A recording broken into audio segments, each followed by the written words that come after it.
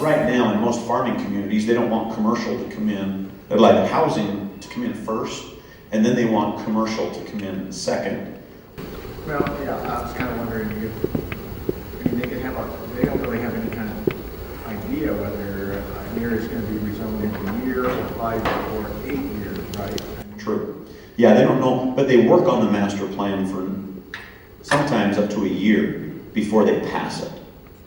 And most of the time they say, yeah, well, you might want to do that now because we're working on a master plan. Right now, in the west side of Davis County, the Legacy Highway has a couple different routes, where it would go. People have already bought up some properties estimating where the exits are going to be. A plan, that area is going to go through a zone change when a large piece of infrastructure like that comes up. You've got to do your homework.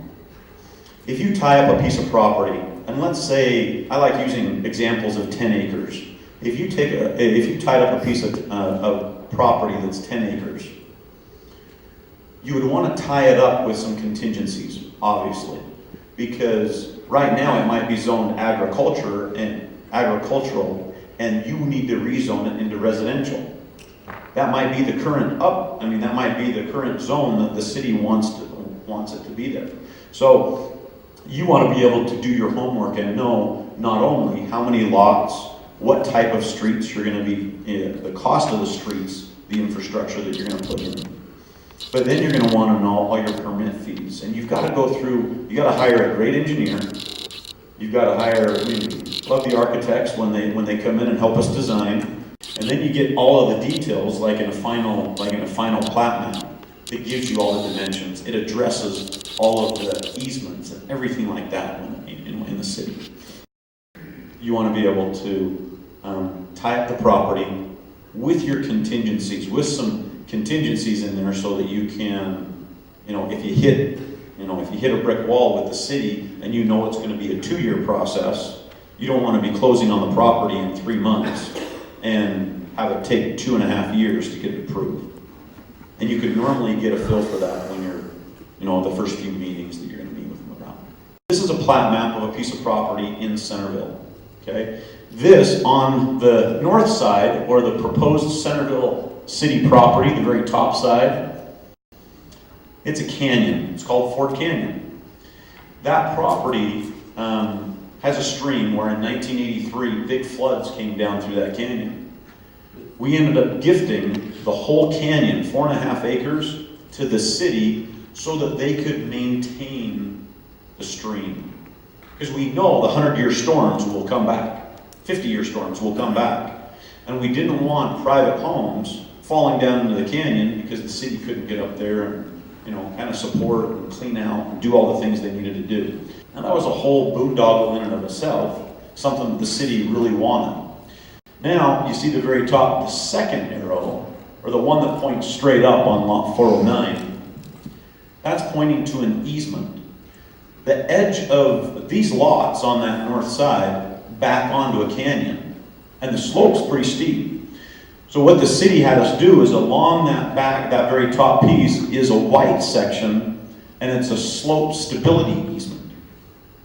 Now this was a little wrestling match between me and the city, because what that did to my lots is it told me that I couldn't build a pool back there on the edge, or a sports court, or a home, or anything out there. They didn't want anything hard sitting on the edge of a ridge that would add pressure, or a pool that would leak, cause a lot of erosion to go down, and a problem, a big problem. When things start sliding, that's not good for a development. Now we also have the one on the right, this arrow on the right, we also had to design and give up an easement because of the Wasatch Front, the Wasatch Fault line, the earthquake fault. So we had some slivers just at the very east of our development. And so we had to give easements for that. And so we wanted to make sure that the city, so we had to do fault line studies, we had to do soil studies, we had to do erosion control, everything like that. And then this bottom arrow actually accessed another easement that we had to make way for, because the main line for the Weber Basin irrigation water comes right down through the backyards of these properties.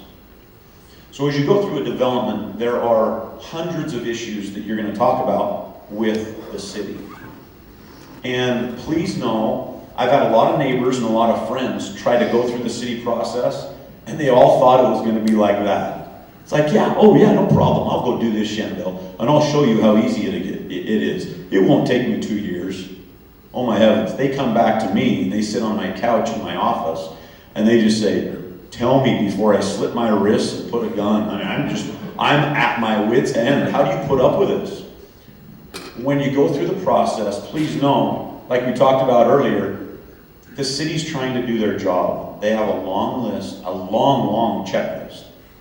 When you go through a development, whether it's you're taking one lot and splitting it into two, or you're taking 500 acres and building a golf course and all this other kind of stuff.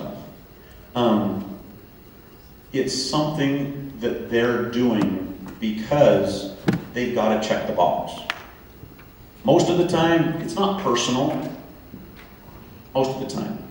But I want you to know that it's something where they have to ask the question or they're not doing their job. That checklist has to be in their file, or if something goes wrong, they get fired.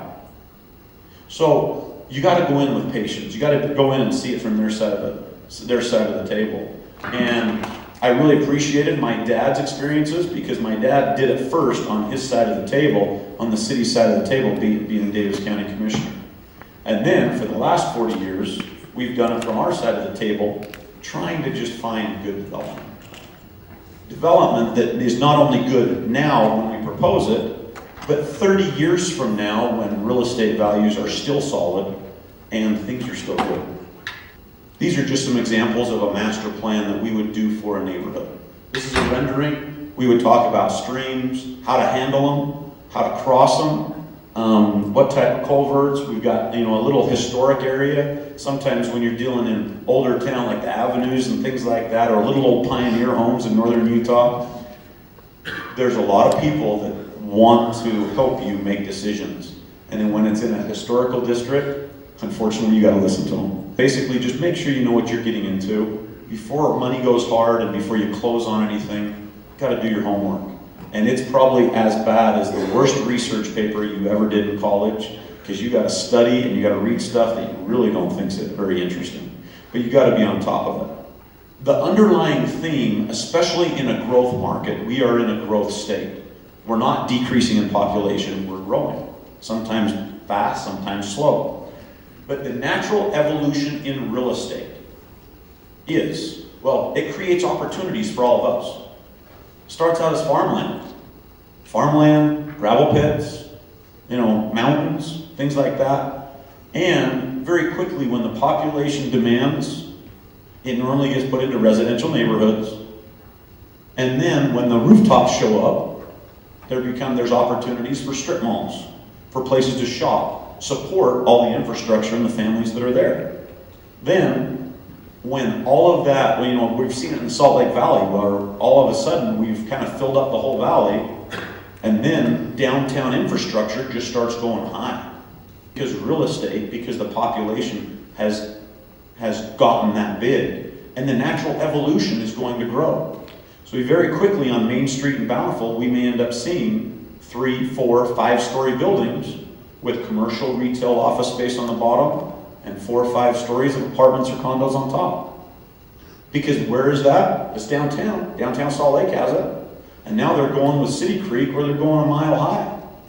It's awesome. It's kind of cool, making the skyline cool. But that's the natural evolution. And I promise you that there's opportunities in every one of these. There's opportunities for you as investors to take the next step. And I don't care if you're buying a $50,000 piece of property, land, dividing it into 2 and trying to sell 2 $50,000 pieces of property. Or you've saved up a little bit of money, or you've bought an apartment complex, it's grown, and now you've got a 1031 exchange into a huge apartment or condo complex, or a couple of 100 acres where you brought some partners together and you want to do some, development together.